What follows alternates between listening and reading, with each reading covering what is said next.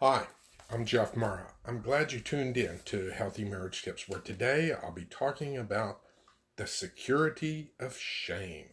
Now, I know some of you may think, what do you mean, security of shame? Well, we're going to find out. Um, if you want to tie this into one of my previous videos, I dealt with this topic a little bit back in video number 334.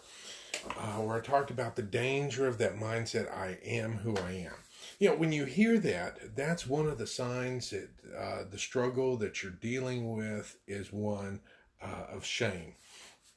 And like I mentioned yesterday, shame focuses on your person. You are a bad person. Not you made a mistake, not that you did something bad. You are a bad person. And once again, there's healthy shame and unhealthy shame. Now, when shame kicks in and it starts taking over your thinking, it's definitely shifted over to the unhealthy. Because shame does help keep us in line with some things, but it can also lead to becoming a cage. And that's more what I want to talk about today. When you use shame as an excuse for your failures, whoa, what do you expect out of me? I'm just a loser. I'm not going to amount to anything. It's gone too far. At that point, it's not a healthy thing. It's not a positive thing. It is totally negative. Because at that point, what happened in your past and whatever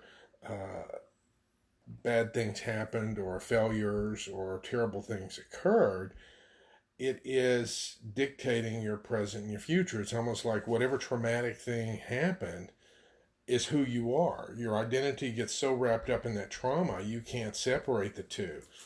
And literally, you've built a personality based on that rubble. That's not a good thing. You want to move past that.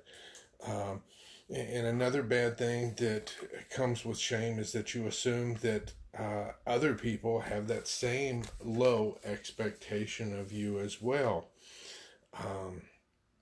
It's almost like you set the bar low and you think other people look at it that way as well, because that's all you'll ever amount to and that's all you'll ever be.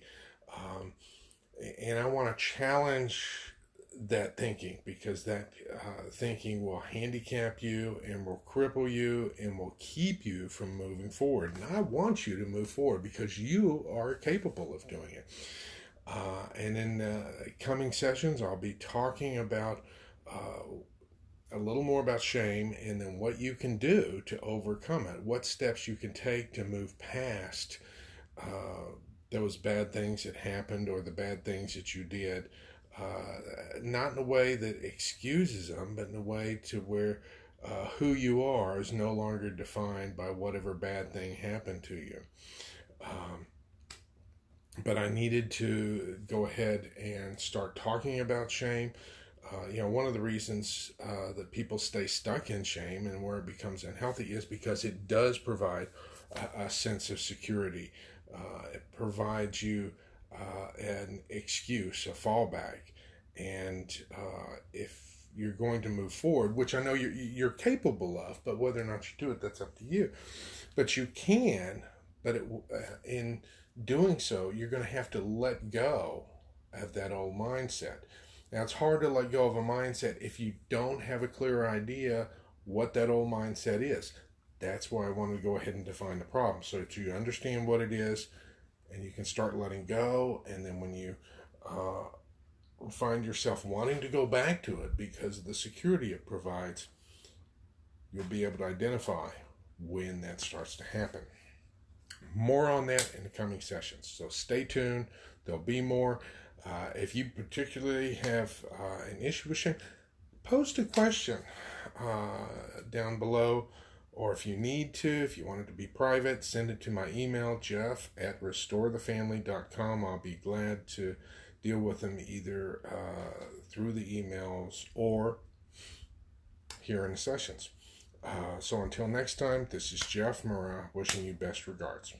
Goodbye.